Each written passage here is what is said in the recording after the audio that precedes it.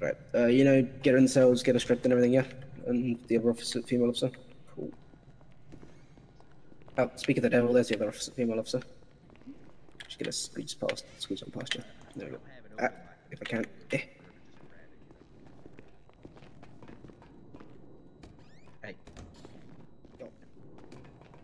Deputy, where you at? Here. Hey, okay. Let's get her over here. Okay, it's my corner. So not the cells. We're going to get her into a room. Hernandez, you got the clothes? Grab some from the back. I'll go to Just grab a couple. Come into here. We'll get her into the ID room.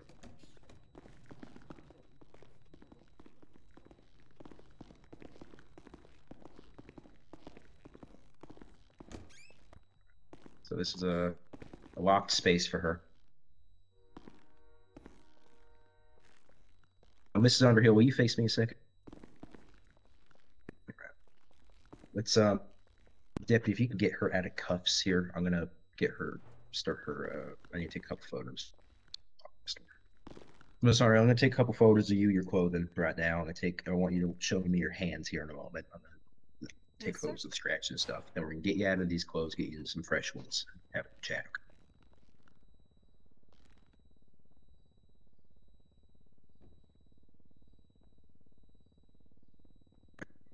Face away from me if you can. And Deputy, stay next to her for me.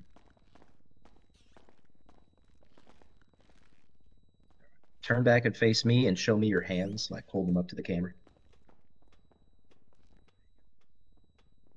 The other side of your hands, just like that. It should be good. What I'm going to do is we have Detective Hernandez here and the deputy. They're going to stay in here with you while you take off these clothes. They're going to get into a bag and they're going to give you the new clothes, okay? I'm going to leave you guys alone now. Alrighty, go ahead and just take off your shirt, please, your gloves, your pants, and your shoes, and your socks as well. Fine. I got photos of all of her stuff right now. CSTs. Just get her cuffed to the table, please. Then we're gonna be right back. Okay? Just cuff her around the front is the way to do it, and then you can cuff that to the table.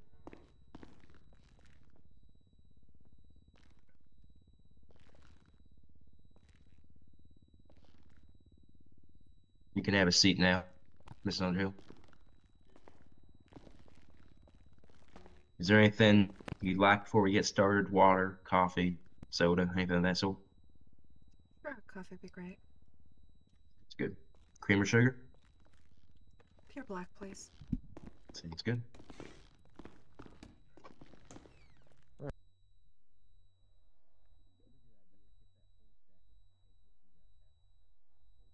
Send it down around a bit.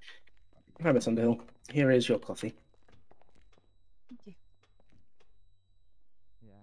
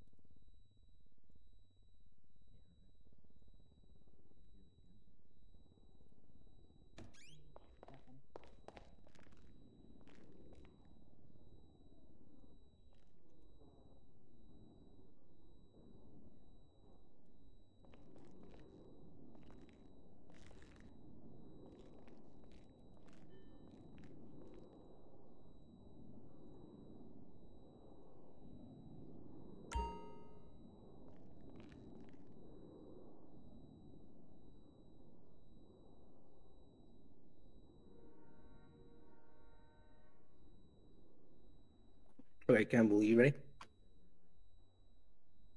Mm-hmm. Okay. Recording started at 6:58 a.m. Officers present, or detectives present, Jay Baxter, badge number 125. I'm here with Evan Campbell, badge number 184. commencing first official interview with Daniela Underhill. Okay, Miss Daniela, I'm going to need to read your words for the purpose of this interview and the recording, okay?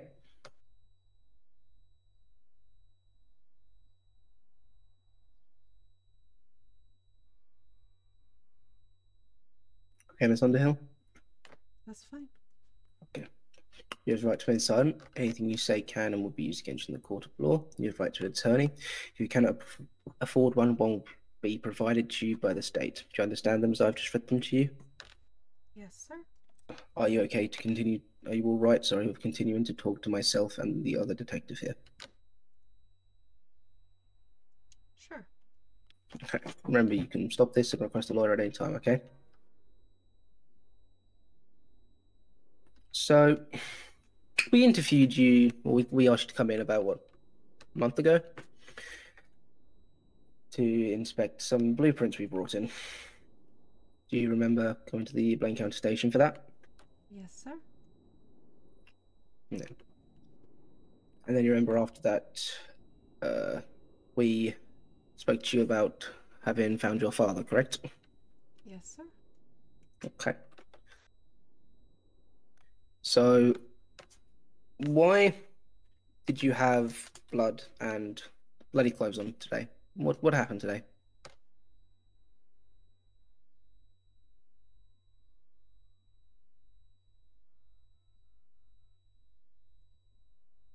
Unfortunate circumstances. Okay. Care to elaborate more on those unfortunate circumstances?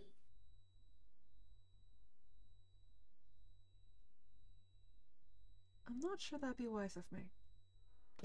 Okay. So I'm going to turn up a photo and I want you to look at this man's face, okay?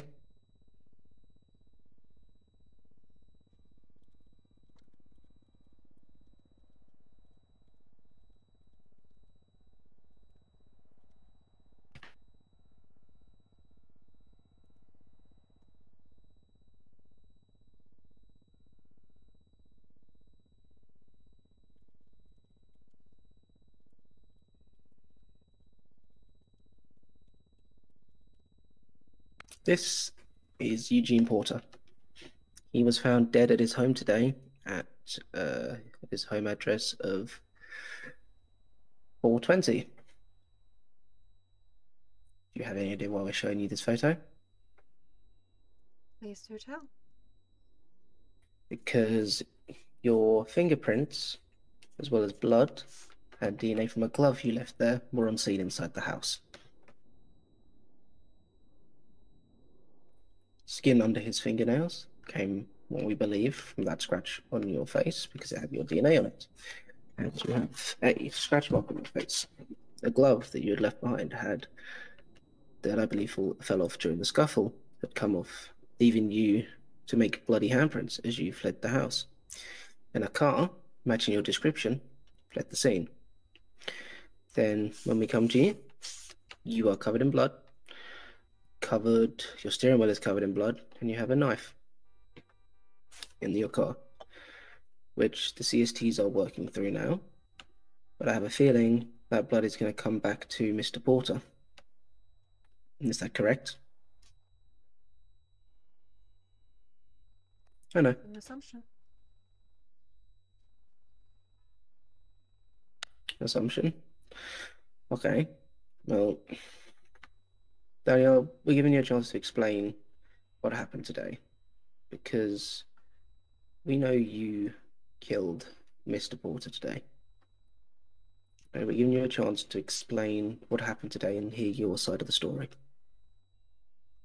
Because the side we've currently got is you broke into this old man's house, stabbed him 27 times, and then fled the scene for no reason, after leaving a blueprint there. We just want to hear your side of the story.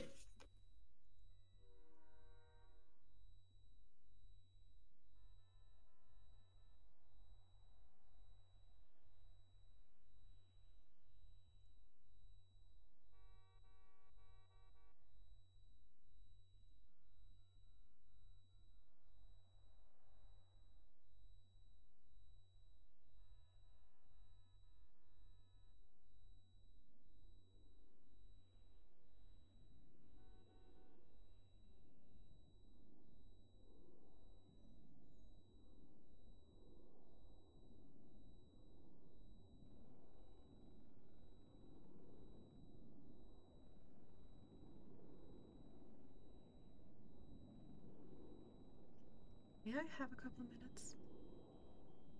Yeah, you want to be by yourself for those couple minutes? If possible. Okay, recording paused at 7:53 local time.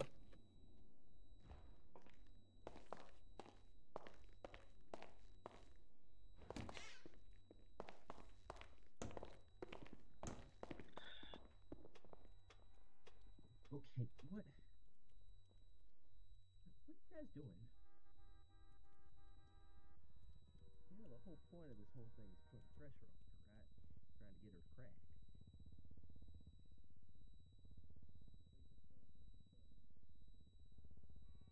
Yeah, but this is a little slow. She's crying. I mean, you went to it now. If you guys got a tactic, you stick it. I'm not gonna say don't do it. It's just we'll see. We'll see. You guys can I say just go back in there and hang out and say when you're ready to talk, we'll talk. But I mean, you guys keep going with your tactics. If it works, it works. She definitely's got emotions there. I can tell. Tell me what's most of it. I was convinced that whole tactic was no, being nice is good. Showing the photos, remorse. She's devastated. You know what?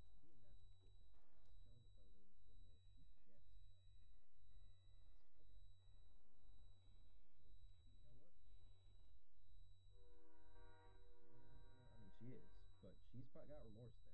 You guys can play that remorse card, and looks like that's working.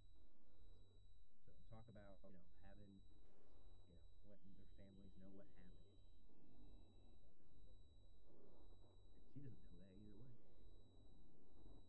Now you could lie. I don't know why. Right. But why Just lie? talk about his family. And you know what I do? I put in all the others as well. I put the pressure on them.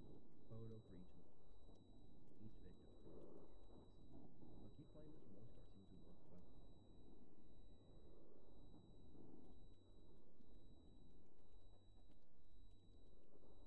Whatever you think will work. Sometimes you gotta play it by ear, but I'm gonna let you guys do your thing because I was wrong. So you guys seem to be working. Give it a try.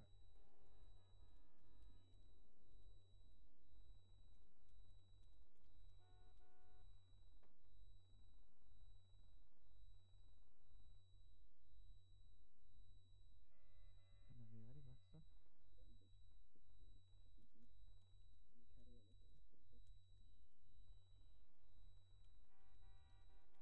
I mean, even if you didn't have kids, grandkids, or anything, he still has friends, people he cares about. People care about him.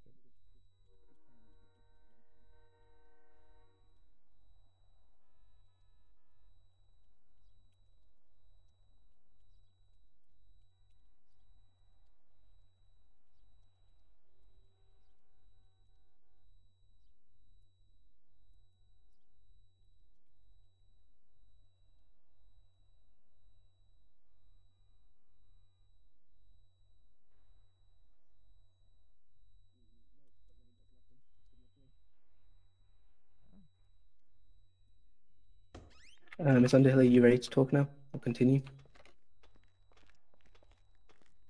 I believe so.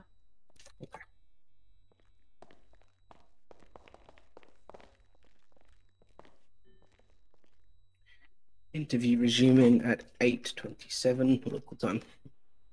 So,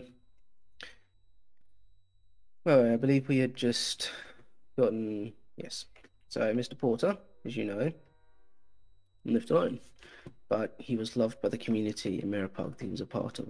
This is to get clarity for them. If you can help us see what happened from your side, that would give them clarity, as the community is devastated with his tragic death and murder, and they would like some answers. And I'm trying to get them those answers, trying to help them with what has happened. As you know, your father went missing, and I'm sure you were devastated by that. And after we found him murdered, I'm sure that broke you even more.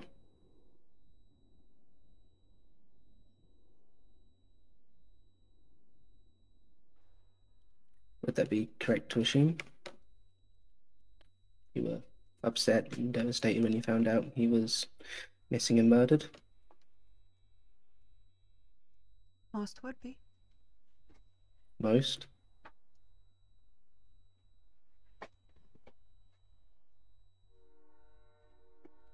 Okay, we'll move back to Mr. Porter then.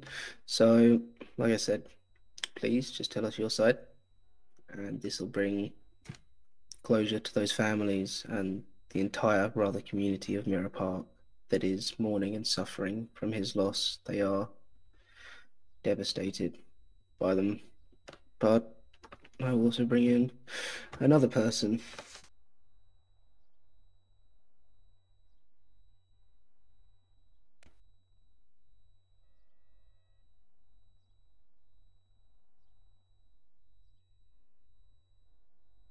This is one Mr. Jackson Oldport. Do you recognize him?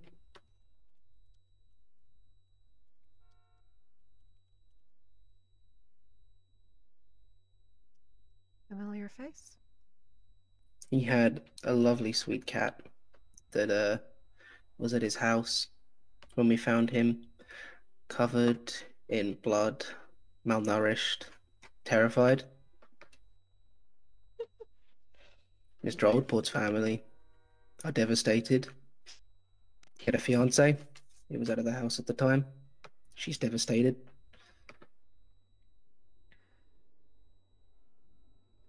We know you were at the house on the day when he passed due to the cat had scratched you, picking up your DNA from that cat. So, as it stands,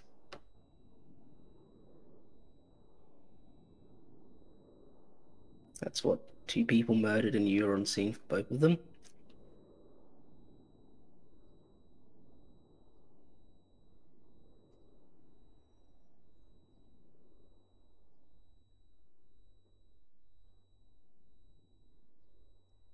I'd like to hear you.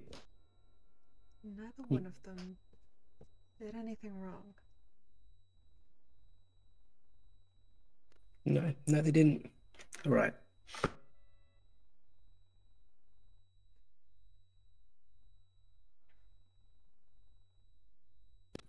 The only one who I believe out of this stack of photos that did anything wrong, so that doesn't want them being murdered, was your father. Would you say that's true? I would not. You would not. Okay.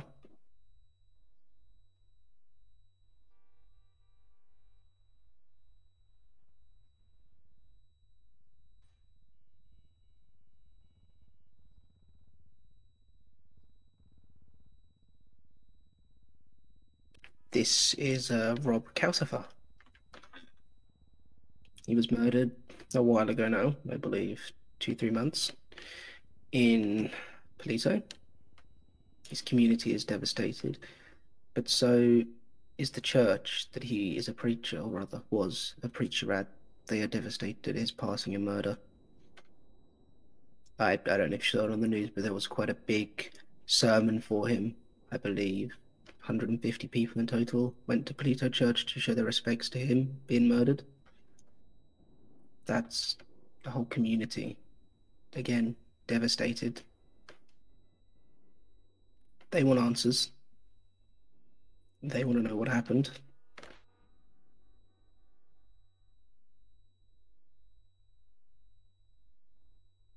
So do we, Danielle. We would like to hear it from you, your side of the story, what happened.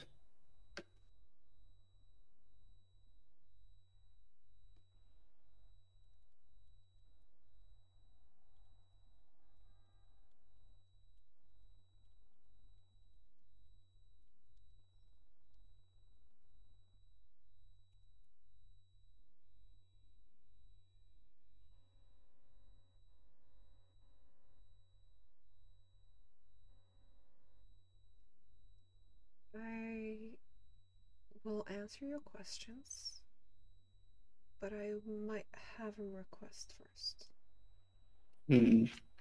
Okay, I'll hear the request. What is it? pen and paper and let me write something before I talk to you guys, and then you can have it afterwards. And if we give you the pen and paper, will you answer every question we have? Yes, sir. Okay. Campbell, do you want to run and grab the pen and paper while I sit in here with Miss Underhill? Or actually, Yeah, do you have a blank piece of paper in your folder there? I have a pen, not paper. It's fine. Do you want us to leave the room while you write it? If possible.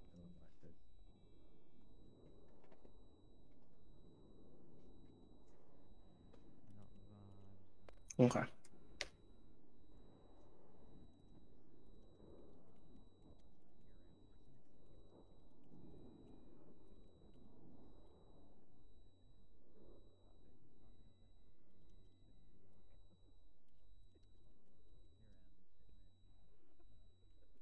we get someone, we'll get someone. We'll see.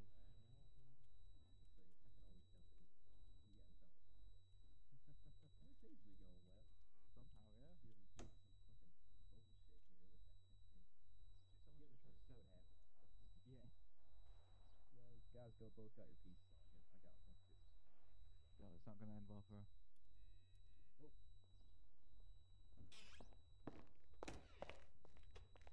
Right, interview paused at 9:39 p.m. local time.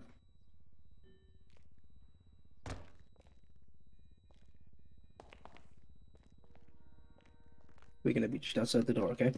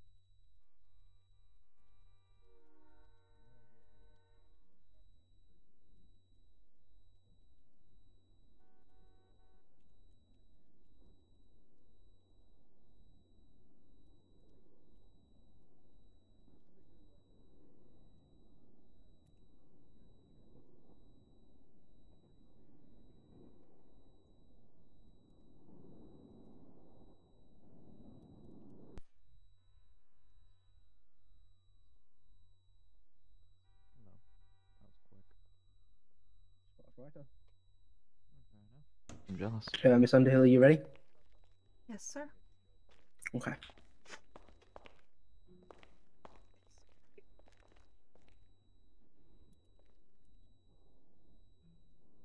Interview resumed at 10:05 local time.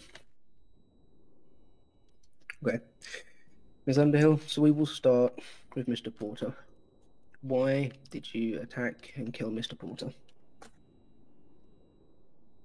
He was just another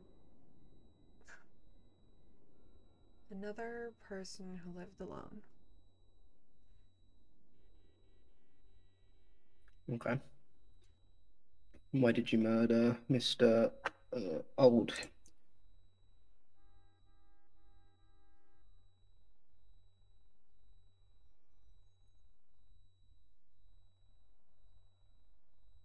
Easy target.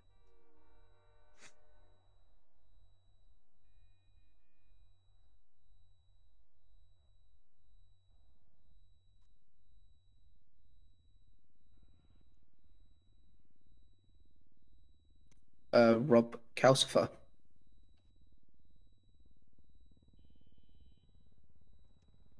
I thought I would make a change. A change? Change She didn't channel. ask me any questions. Really? Okay.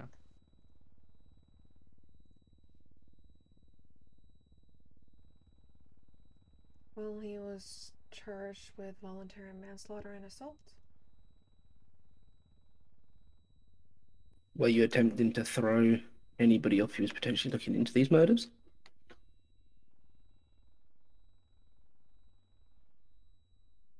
In what sense? You said make a change. You mean you were trying to do some good? I suppose. Okay.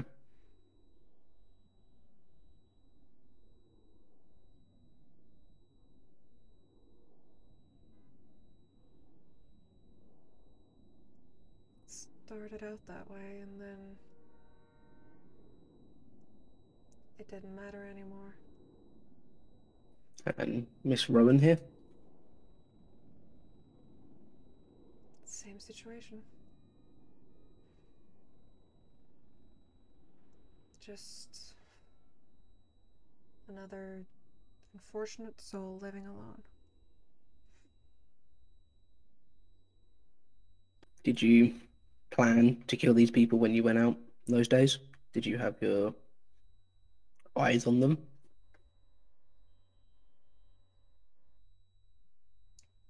I spent a lot of time making things right.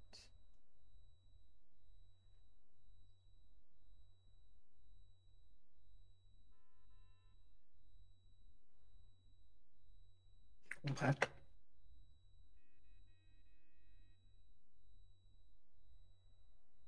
How how did you pick who was next? Because you said it was easy and alone. You thought you'd make a change. How did you go about picking the majority of them?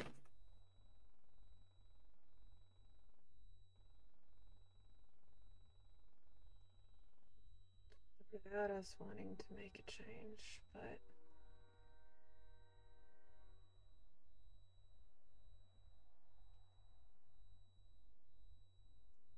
Then I'm gonna guess something. It just didn't matter. It didn't change anything.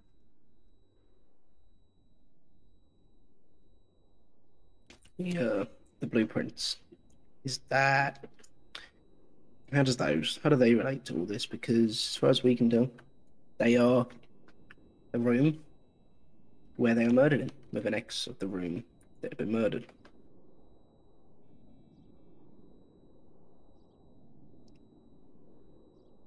Why why draw blueprints? I know you do architect and you told us that they are drawn by hand when we had them in our hands and you looked at them.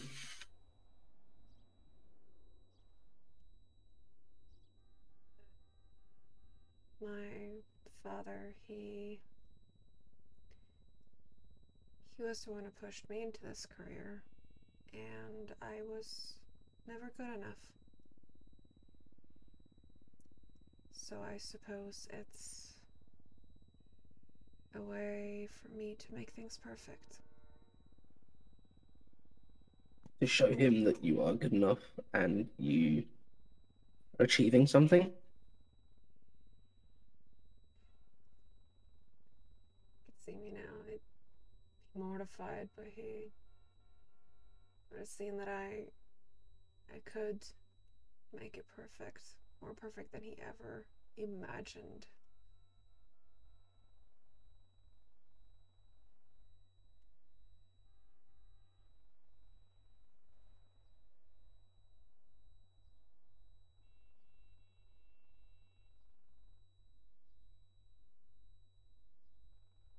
How did you start killing people? Obviously, I don't think the people here in this state are the first, because they all seem too perfect.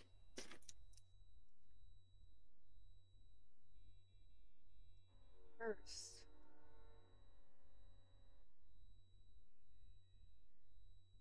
was my own father.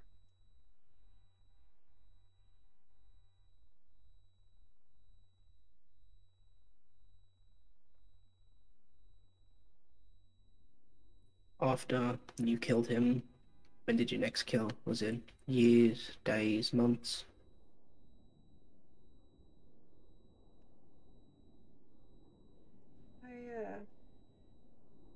I took a part-time job at a hospital.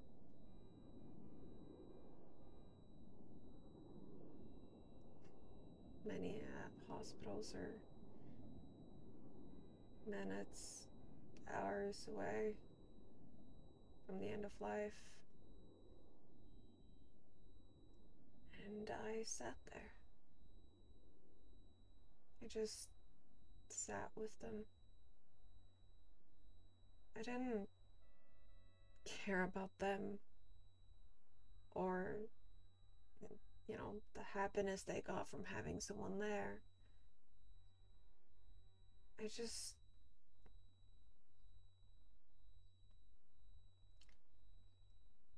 It was like it filled a part of me that I was missing. And I'm going to guess after a while that didn't help and work. Yeah.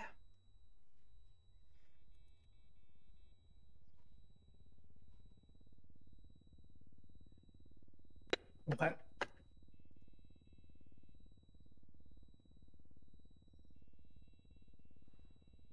So, was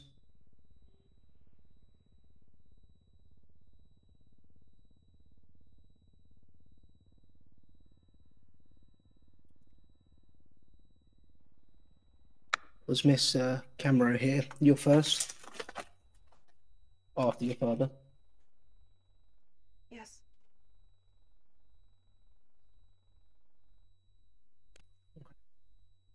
And then after that, you have, I think, murdered in total 12 people, including your father, 11 excluding him, correct?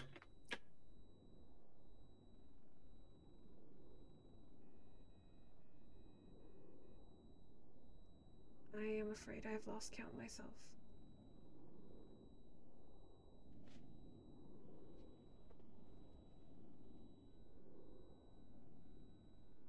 These are all the victims we have identified that we know you have killed. I'm going to put your father's one here upside down out of the way.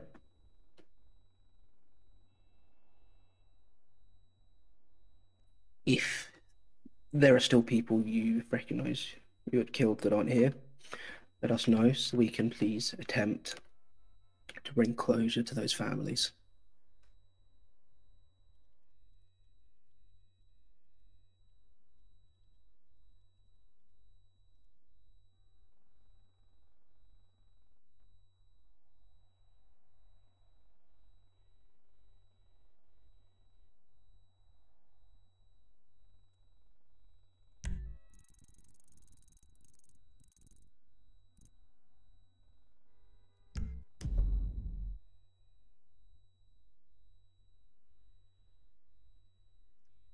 Where's the face missing? Okay. Do you remember where that address of that house is? Yes. Trailer park. What? In the county. 995, I think. 959? Something along those lines. Okay. How long ago was this?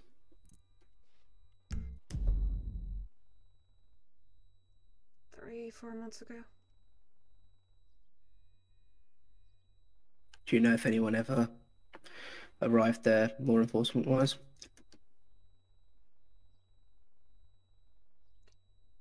I wouldn't assume so. Okay.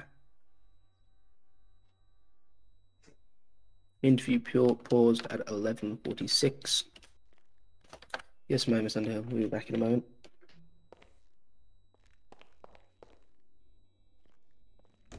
It's so bright.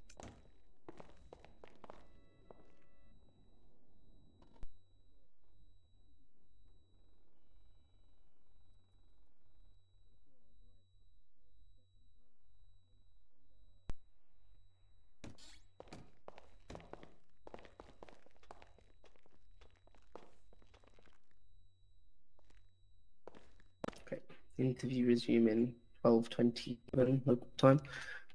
We have found that body. Thank you for telling us where they are. Same as Frita.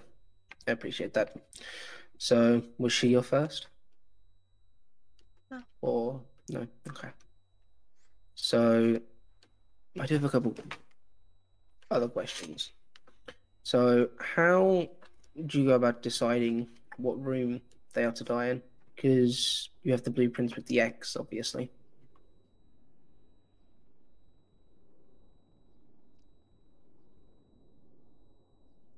It depends on the person. Okay.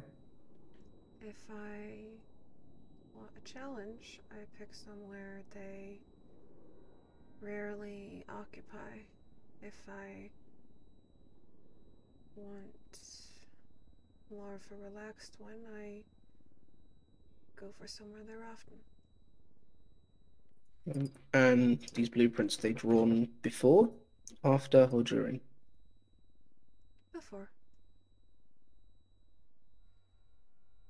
So, you say you kind of stalk the houses and stalk the people, knowing their routine. Yeah.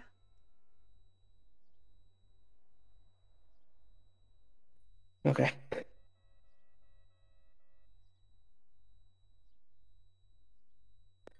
There was a blueprint you dropped off in a mailbox near 502 or 501, sorry, the Eclipse Towers. That's not really who you'd go for, is it? Someone that lives in a residential block, lots of cameras, lots of eyes. What's up with that one? 'Cause that one stood out to me as being weird.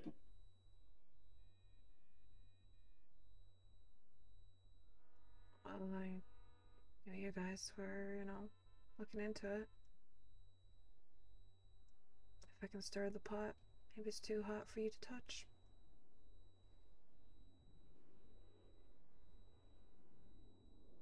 What do you mean by too hot for us to touch? If your eyes are elsewhere, it's easier for me to do my work elsewhere. Yeah, okay.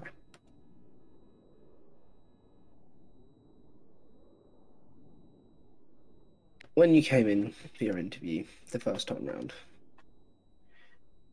I'm sure it was a shock seeing two people you'd previously murdered staring back at you. No, not really. No.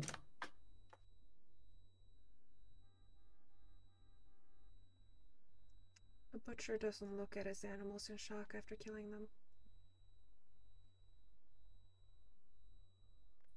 Fair enough.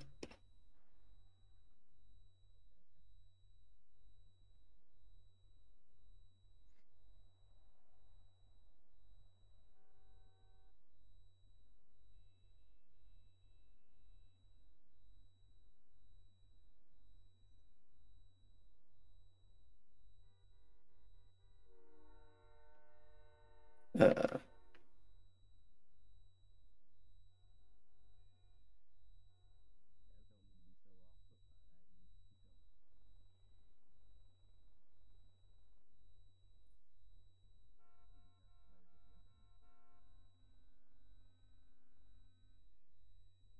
Interview paused 1:04 local time. Okay, we'll just stay there for a second. I just need to look at. Yeah. Come on, detective.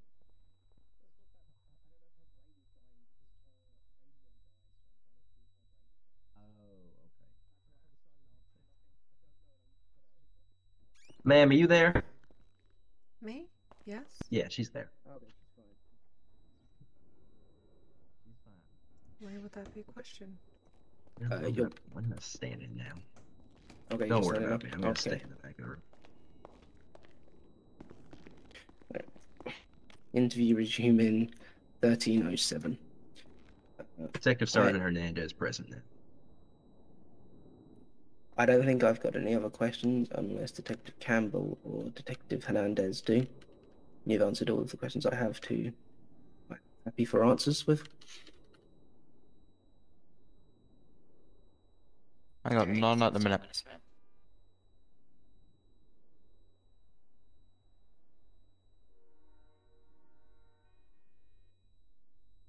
Detective Fernandez, do you have any questions? Just the one. So go ahead with it next, Detective. Do you care to read what's on that paper? You want me to read it out loud, or do you want it? Read it out loud, please. Before you go into it, man, may I ask, what's the purpose of that paper? I guess it's to collect my thoughts. You want an outline of this conversation before it starts? Just sorting my own thoughts. Okay.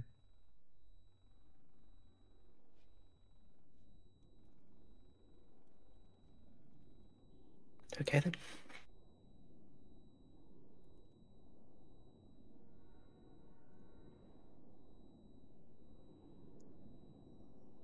Okay. My father, the state's most appraised architect. His own firm, his own house. He was praised by all who knew him. Single parent, kid with great grades and dedication. Talent for architecture and the brains to make a firm work right.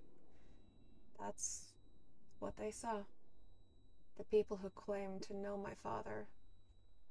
But I was the only one who truly knew him and the monster he kept behind locked doors. To watch my father pick up the kitchen knife off the counter after hitting me for 100 times, after knowing how many drinks he'd had that night, knowing this time he won't be able to stop himself, I just reacted. A struggle, a fight, a knife in hand, and then I was the one standing above him as he gasped for air. I was the one with blood on my hands, not my own. I watched as the life drained from his eyes, and I felt a peace. I slept on the floor that night, in his blood, next to his disgusting body. It wasn't my choice. I had no choice, or rather, my body chose for me. The next morning, I dragged him to the bathroom, into the bathtub, turned it on, and watched as the water filled, my father sinking below the ripples, staining the water red. Then I cleaned the kitchen. I knew how to clean. My father made sure of that. And when everything was back in place, I went to his body. There is always less of a mess in the bathtub. Easy to clean, less to worry about. The next couple of hours, I wrapped him up in bags and rags, and I borrowed a boat. Far out to sea we went, and I didn't really care where. And down, down, down he went, to the depths he belonged. His phone and his wallet with him, his nicest shoes, his fine suit he always used for travel. Home. I went, alone, so free, my mind like light, like it would all get better. One last trip to the basement, to toss his alcohol, to remove his memory. When I found the door locked on my way back up, I didn't panic. I left. My body was trapped like so many nights before, yet my mind was free. Funny thing that is, being locked back down there, where I spent so many nights, bloody and beaten.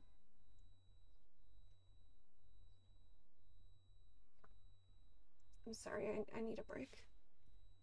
Yeah, that's okay.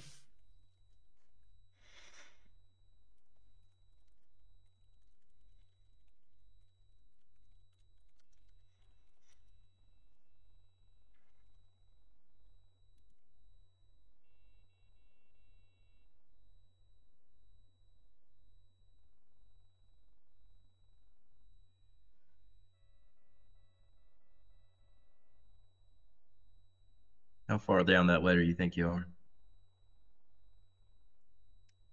Almost halfway.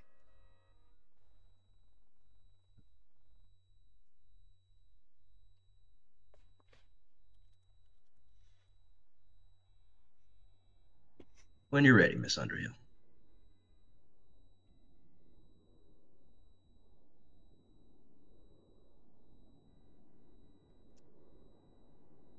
Waiting for my father to open back up that door and pretend nothing ever happened. It was a lucky day for me that day.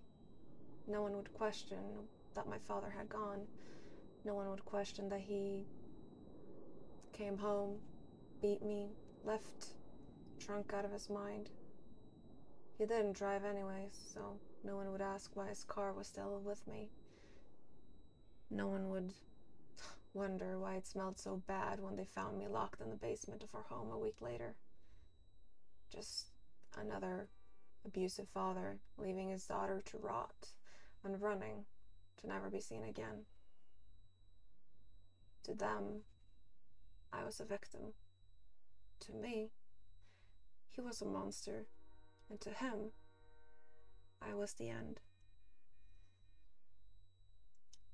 I went a year without taking a life.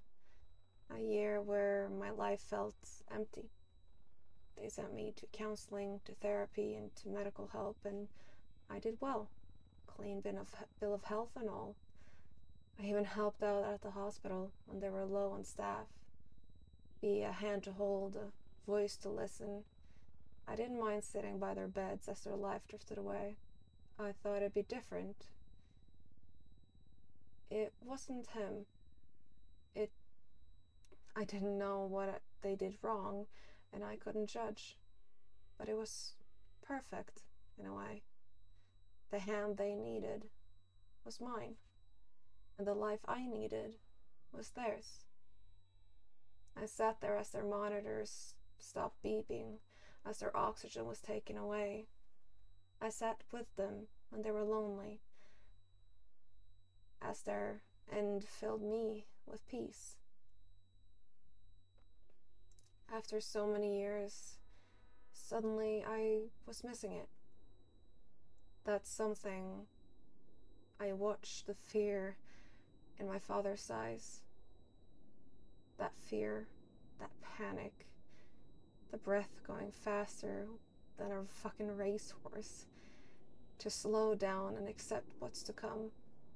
The slight change in their skin as blood flows out. The pale skin left behind. I wanted the fear. I needed the fear.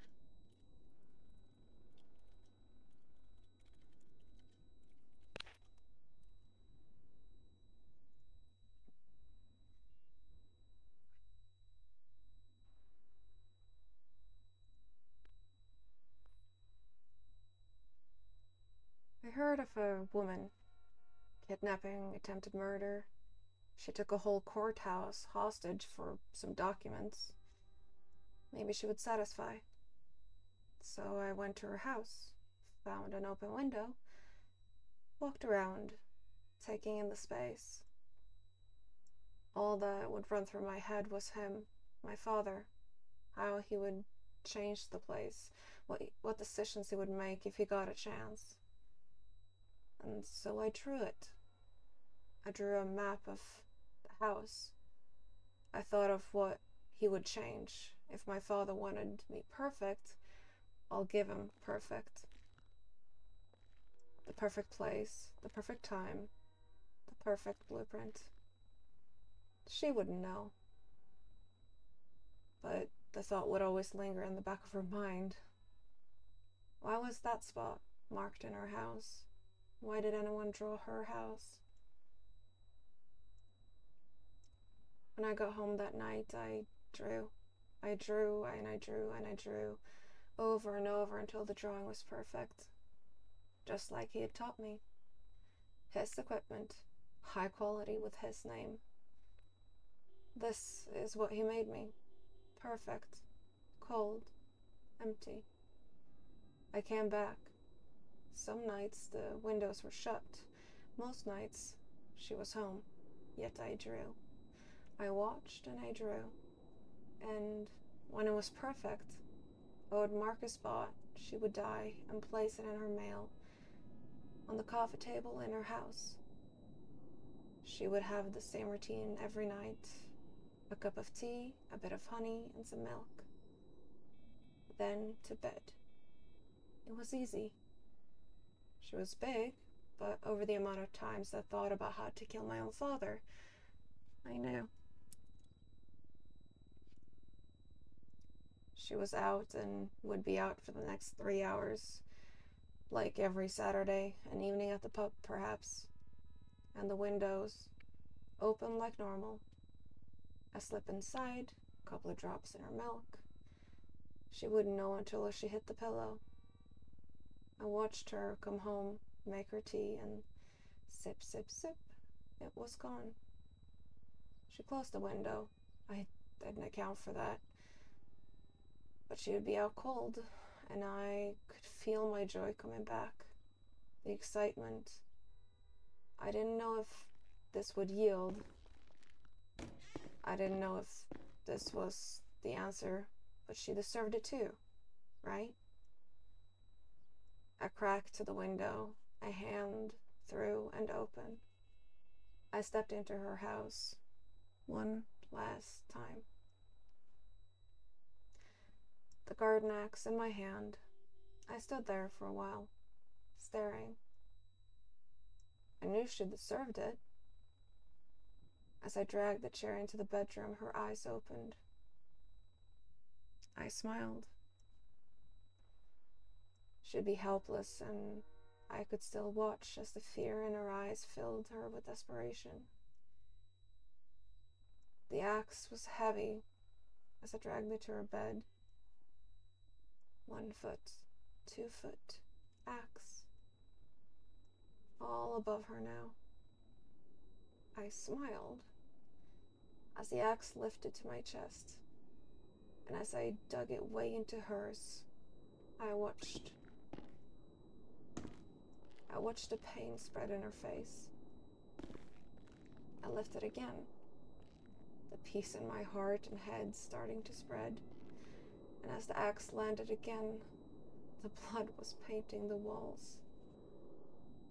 The final swing onto her chest left the axe standing on its own, yet she was still there, still alive behind those eyes. And so I sat and waited, and the more I waited, the more it filled me. I watched as the blood seeped into the covers of the bed. I watched as her breaths came to a stop, and it filled me with peace. And so I left. I soon heard of a priest accused and charged with voluntarily manslaughter and assault. A young woman lost her life to his hands. I thought it would change how it felt, how I felt. It didn't change anything. I didn't care who they were or what their death would mean. All I wanted was to prove my father wrong. And so, my journey began. I don't regret my actions, but there were better ways to deal with my needs. I've lost count over the amount of people gone by my hands.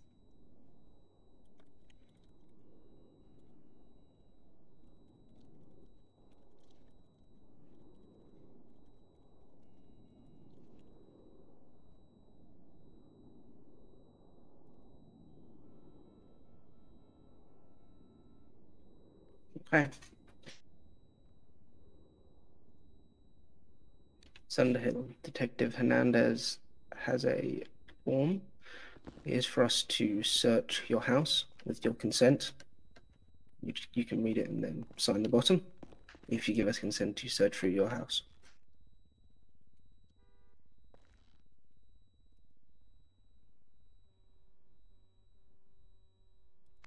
Okay, thank you. there anything we should know about going in there? Anyone else in the house, in the property? No, there's just drawing equipment. To the same house you lived in with your dad? No. Simba. What happened to that house? Sold. Pretty quickly after his death. Or disappearance, I suppose.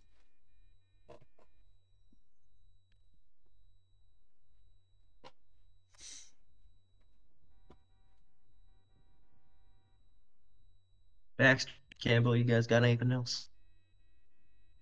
I ain't got nothing. I don't have anything, no. Right. Well then, guess I'll go before this interview concludes. This is Underhill. I'll give you prop. You're a good writer. I mean, imagine that was all freehand unless you memorized it. Smart, give you that.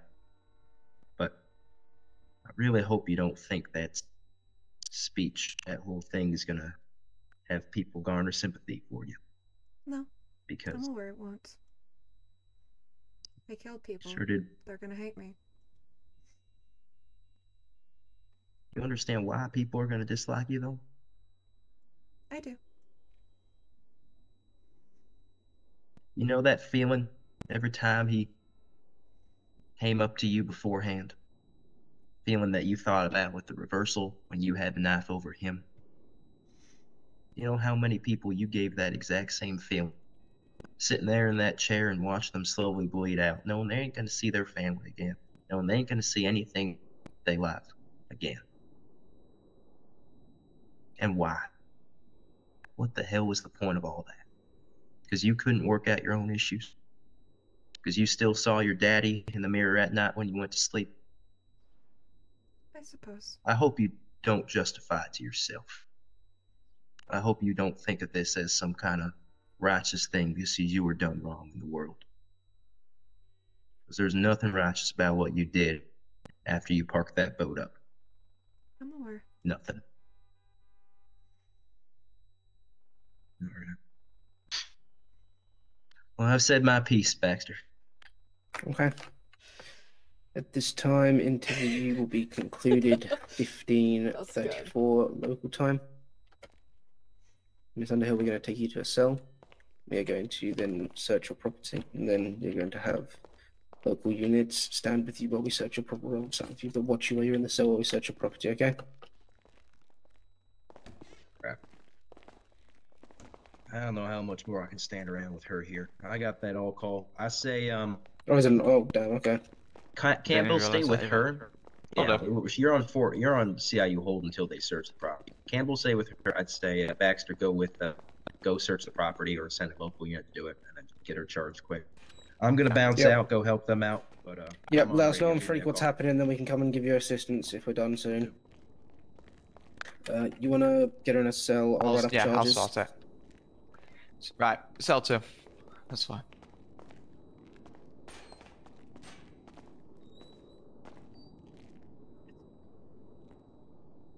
Right, walking over. Get these cuffs off you.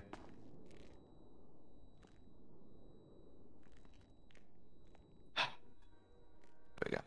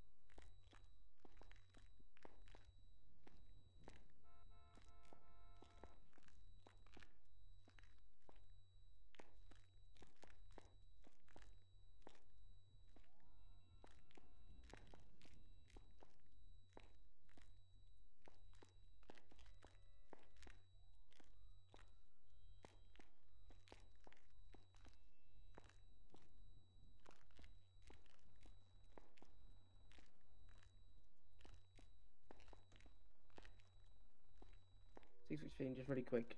With the 13 counts, Do I put that in the corner as it is 13, or do I charge her for 13 times?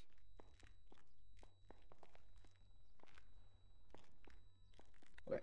Do I put 13 first-degree charges on her report, or do I put it as in the description that it is times 13? Give her 13? Wonderful. I just wanted to double check we were allowed to do that. Cool. It'll fall under as one charge per victim, if I'm right in thinking.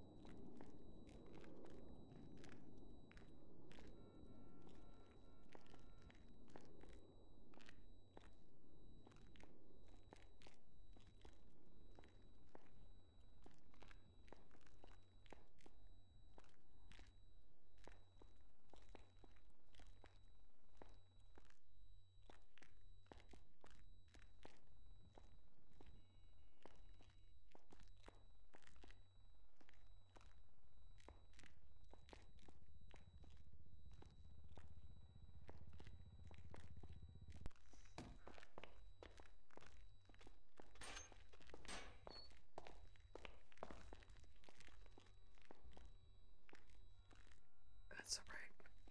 Okay, Miss Underhill. Today you are being charged with 13 accounts of first-degree murder, 1 account of stalking.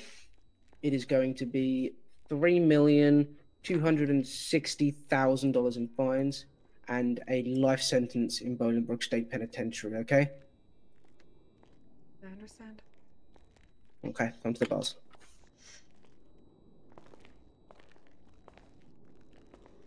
DLC, take you there. We'll see you in court in a few months, I no doubt. Yes, sir.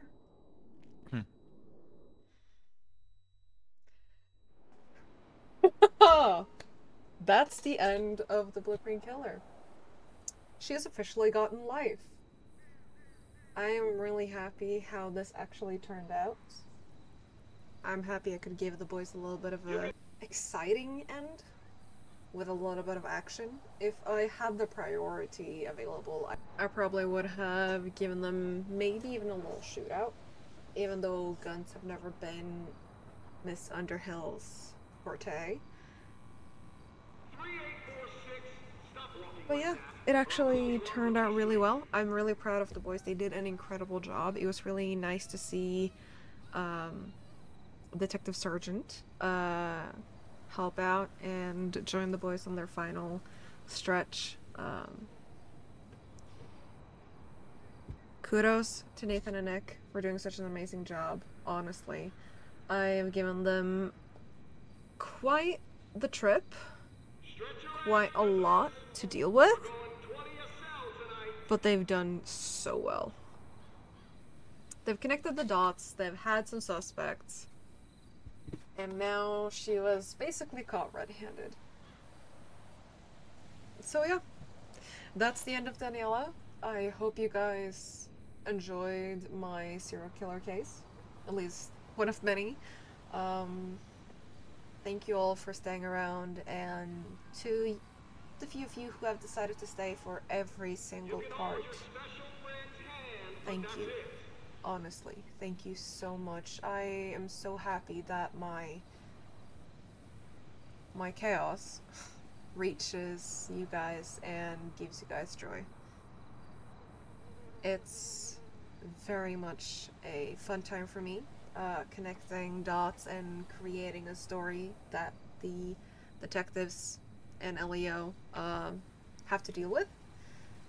So thank you guys, honestly. Thank you for just being a part of my journey, and I hope that me putting them out here for you guys is as fun for you as it might be for me.